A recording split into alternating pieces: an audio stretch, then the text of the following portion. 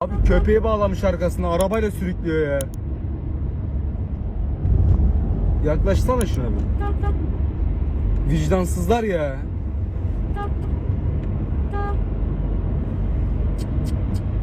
Dur önüne de bekle. Dur önüne. Abi ne yapıyor ya? Önüne kır bebekle. Kenara çektik. İki tane solda. İlk ölmüş köpeği yakınlaştırıyorsun değil mi? Evet. Köpek ölmüş, içine şu an şeyin içine koydular. Köpeği bağlayıp öldürmüşler arabanın arkasında. Biz tepki verince içeri koydular.